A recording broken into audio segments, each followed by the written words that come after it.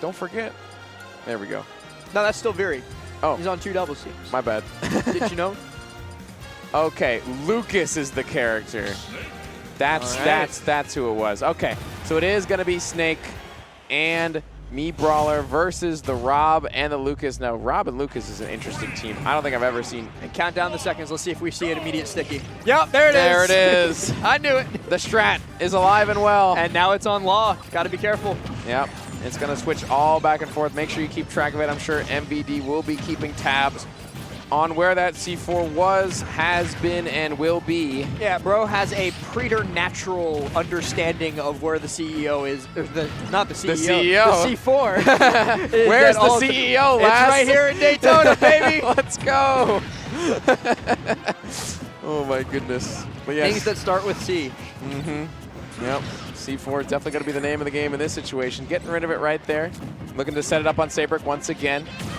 Still stuck to him in this moment. I wish it flashed. Why does it stop flashing? How are you supposed to know where it is? Because, and we saw something that I am frankly terrified of right there. The C4 transferring during the suplex. Yes. And then you don't have enough, like you're stuck in recovery frames because you just got suplexed, and so MVD can just blow up the C4. I knew they were cooking die. something with the. I knew they were cooking something with the C4 last. That you were exactly right. Sticks him, goes right in with that suplex, and uses the disadvantaged frames after the fact to combo it. That's going to be a solid kill confirm. If these two ever find themselves in a 2 versus 1, I think it's curtains. I don't think you can win that. I would agree in a heartbeat. Wilde got the C4 on him right now. MVD does have to be a little bit careful because I think the explosion of the C4 can be absorbed by Lucas, if I'm not mistaken, and that'll be a lot of health going your way. You actually saw Wilde try to go for it absorbed there. I think maybe looking for the grenade perhaps, but not going to pay out for them just yet. But there's the suplex, and yes, of course, the confirm is just ridiculous. He's immune to knockback during the suplex? Yes, that's the other thing. I think it doesn't matter who the C4 is on. As long as it goes off, the enemy will get hit by it because of the suplex iframes. See, I was thinking that they at least had to get lucky with the RNG of sticky transfer, but no, it just works every time. Nope, this is a solid composition for a reason, last, and we're seeing it come out in full force. He's so good at sticking him, too. He has like a lip. The budget of a small country. Oh, no. It was on Seibrik. He was shielding, and he saw him up airing the shield, and he let it rip. That was so smart from MVD. There's like cheese tactics, and then there's like your entire game plan is built around this tactics. Yeah. And I'm just genuinely impressed. MVD finally, after nearly 3 minutes, loses his first stock in this game. These two are first seeded doubles for a reason. Yep, 4 stocks to their 2. Looking for a gyro combination. Law finds the back air, but there's a grab here from Seibrik, and the back air after the fact from MVD. Lots of damage here coming out. And there we go, MVD just sending Wilde off the top, and now in the 2v1 situation. Okay, have this Nikita, why not? Seibrik was not supposed to jump there, but it's all right. It's all right. Okay, the rapid jab comes through. There's the stick, and what are we gonna see here? What are we cooking? Oh, we're just cooking side B? I wonder. And it could be anything, really. It could be anything. I wonder what they could be looking for. We just got a letter. We just got a letter, and it just exploded. Wonder who it's from. Oh, it's a neutral B. That was the first neutral B he did all game, too. I didn't know what his neutral B was until yeah, true. He saved it for the very last moment. Sometimes that's what you need to do. You need to wait until the very end. I do like Seibrik's shirt, though. What does that say? Don't. Something about don't be salty, because that's the... yeah, it's the salt girl. The salt girl. She's got the little umbrella, yeah. That's why I love salt. I'm a big fan of salt. Oh, I know what it says, and we can't say it on stream. We can't? Nope. Oh, no. Oh, Seibrik. It's being... The word that we can't say on stream is being covered by his badge, but it says don't be a salty person. Oh, I see. Yeah. Gamer, please don't kill me. I think we'll live. We're okay. Looks like we're going to see the swap to Wolf here. Another Wolf switch up.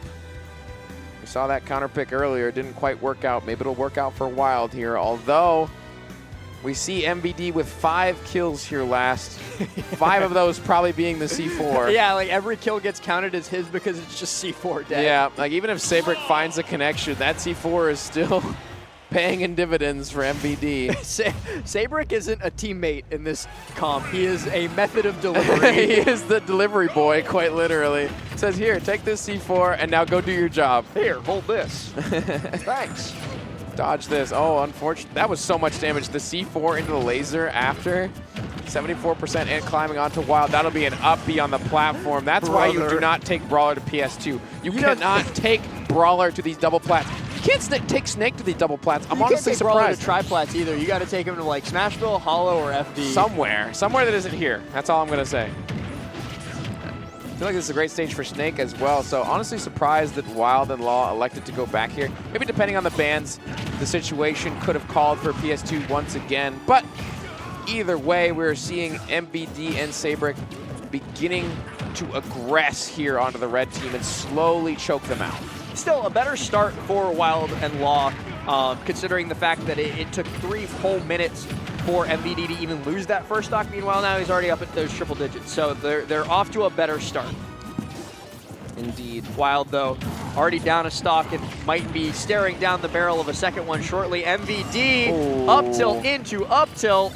Both of them go down. 6 stocks to 3. They have half the stocks that the green team currently possesses, and more damage being racked up. MVD very comfortable in this corner. Looking for an edge guard as well. Him. Yep, love the aggression for MVD, knowing he has plenty of stocks to play with, knowing that he is at a high percentage, so he can play a little bit risky and not be afraid. Oh, hey, wait, there's a C4 on the ground. This is a never before seen occurrence. Never before seen. First stock from Seibrik, though. Getting sent off that right side blast side, but the up B is that's an early kill onto Law, and now onto their last stocks. Red team is reeling. Oh, throw cut. That move's a little bit ridiculous sometimes. Sometimes? Yeah. Oftentimes. Oftentimes is maybe more correct, but the up air, Able another to burn a ridiculous boost. move. Oh, he was looking for it. Couldn't quite find it, got out of dodge with that up B immediately. Seibrik, very quick option in that up B. Yeah, Law was able to burner boost his way up towards that top blast zone, get an earlier kill, and very nearly suffered one himself, and, well, down to the 2v1. Yep. Okay. We're charging it up. Oh, he tried to set it up into that up B there. Stick once again, but it swaps back to MVD, I believe, finding a back air. Thinking it's on Law now. Nikita coming through. How do we get through this? Jumping right on. You know how in stage. I think it's Metal Gear Solid 4, where you have to, like, at the end of missions, it shows you, like, the budget screen. Yeah. I wish Smash showed you that, because I want to know, like, how much he spent on the Nikitas I want and the to know grenades. how much per game that that MVD is spending on grenades and Nikitas and C4. That would be an interesting statistic, I think. You just spent the entire budget of Nicaragua. It's like each grenade costs like $1,000. Like Grenades are probably expensive, man. They have to be. Full disclosure, I don't know how much a grenade costs. Neither do I. Because I think I would be on a watch list if I did. But they're probably like $400, $500. How much do you think like the missile costs? I'm going to Google how much a grenade costs, and I'm going to get put on a watch list. Oh, no. How much does a This is not a Google search that you want to be looking at. How much? Oh, $50. Oh. That's way lower than I thought. Okay, but he's throwing like 100. 100. Yeah. Right? Gotta be. That adds up. Cost racks up. I bet you the missiles on Nikita probably cost a lot more. That's got to be in the thousands, right? Do you think, does it cost you extra budget if you like die because you lose all your equipment? Oh, he drops the like he just lost all the equipment, right? I have no idea. What's Snake on his person? How much money is that? A lot. He's got like a Cypher. Well, and you also have to think about multiple the fact rocket that, launchers. like, Snake himself, Solid Snake, is the result of human genome experiments. Right, we forgot about that. That's the most important part, honestly. He himself is like millions of dollars worth of research. Snake might be the most valuable asset in Smash.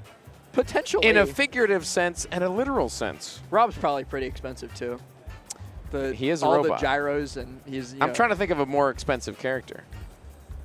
Like, I'm trying to think of, like, super dripped out characters that just have, like, insane amounts of bling. Like, what if Ganon's, like, outfit is, like, made from the Well, Ganon, DDD, and K. Rool are all actual monarchs. They're kings. So they must have something. Like, how much is Peach's crown worth? A lot. Oh yeah, Peach is also a monarch. Daisy's the other. Like, there's She's a like a different princess kingdom. of some other kingdom far off. This is an interesting topic. Yes. Didn't think I was going to be talking about this. Smash characters are expensive. Oh, Samus would be worth a lot. Samus's power suit is probably like billions. That's got to be worth. That's like an Iron Man suit. It's got to be worth like, what's it made out of? Something that doesn't exist in real life, probably. It's unobtainium. No. We're not going the Avatar route here. We're not going the Avatar route. But before we wrap up, we do, of course, have to give a shout-out to the stream that we're currently on, and that is VGBootCamp. If you want to support making broadcasts like this where we talk about how much a grenade costs possible, you can subscribe for as low as $4.99 a month or for free if you got a Twitch Prime laying around. And not only does that support us in making these broadcasts happen, but it also gives you access to these amazing emotes and more that you see on your screen right now. So please hit us with a sub if you can. It's always very much appreciated. Yes, definitely support the stream VGBootCamp. They've been doing it big.